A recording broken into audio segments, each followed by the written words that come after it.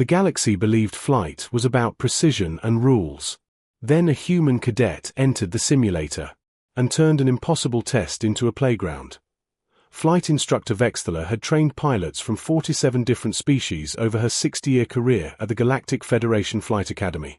She had witnessed Zephyrian prodigies master anti-gravity maneuvers in mere hours. She had observed crystalline navigators calculate hyperspace jumps with a level of mathematical precision that made advanced computers seem slow and clumsy. Yet nothing, absolutely nothing, in her extensive experience had prepared her for human cadet Lisa Havoc Rodriguez. The simulation will begin in 30 seconds, Vexthaler announced to the observation gallery, where senior instructors and visiting dignitaries watched in anticipation. Today's scenario is the Corvanian asteroid field, a navigation test designed to measure precision flying under extreme conditions. She paused deliberately. The average success rate is 12%. The scenario was infamous throughout the Academy. 700 asteroids moved in chaotic, unpredictable patterns.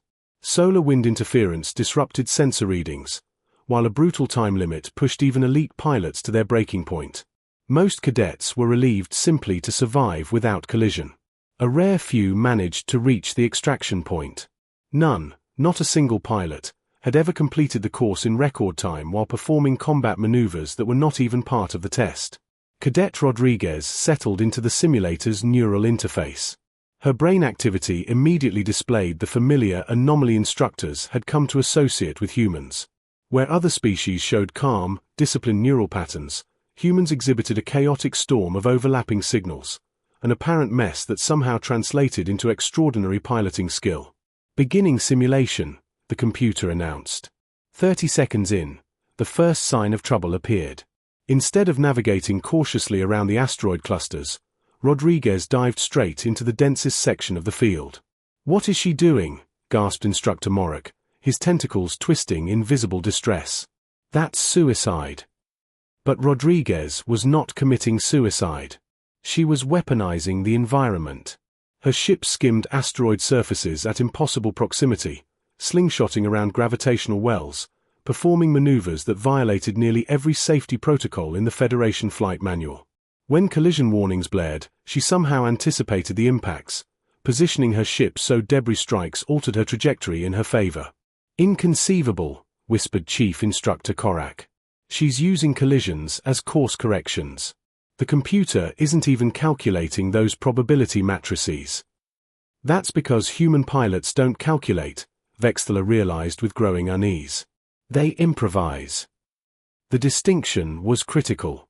Federation pilots relied on precision math, predetermined paths, and strict risk assessment. Their success came from planning and obedience to proven protocols. Rodriguez was doing something their training deemed impossible. She was making it up as she went. "Computer," Vexthaler called out, "display pilot stress indicators." The data appeared. The observation gallery fell silent. Rodriguez's heart rate, neural activity, and reaction speed were all climbing, not from fear or stress, but from excitement. The human was enjoying herself. "She's treating it like a game," noted Dr. Quintel, the Academy's xenopsychology specialist. "Human neural patterns show increased dopamine production in high-risk scenarios. They're literally getting high from danger." 45 minutes into a simulation designed to last 2 hours, Rodriguez reached the extraction point. Then she turned around. "What is she doing now?" Morok demanded. "Testing modifications," Rodriguez's voice crackled over the comm system. Somehow, she had jury-rigged the simulator's safety protocols and was now executing maneuvers that should not have been possible in the virtual environment.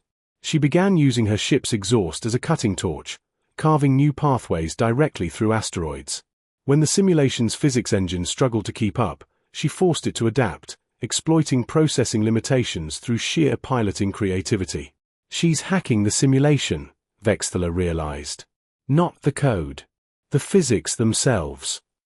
By the time Rodriguez finally completed the test, she had shattered 17 Academy records, discovered 3 entirely new navigation techniques, and effectively rewritten the simulator's parameters through raw skill alone. "Time to completion," the computer announced.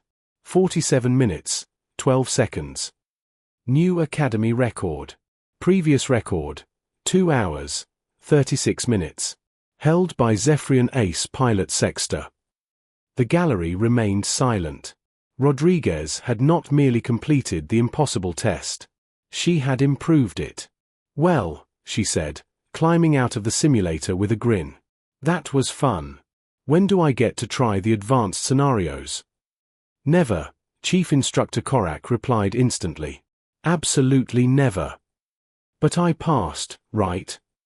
"You didn't pass," Vextler said carefully. "You broke the test. There's a difference." Dr. Quintel was already scribbling frantically. "The implications are staggering. If human pilots routinely perform at this level, their military potential would be terrifying," Morag finished. Rodriguez looked genuinely confused. "It wasn't that hard," she said. "You just think outside the box. Use the environment instead of fighting it. Basic stuff." "Basic for humans," Vextler muttered. "Computer," she said firmly. "Implement new protocol. Human pilots are limited to one simulator attempt. Upon completion, assign them directly to advanced fighter squadrons, and pray they stay on our side." As Rodriguez left the academy with graduation papers, advanced certification, and a recommendation for special operations training, the instructors sat in stunned silence.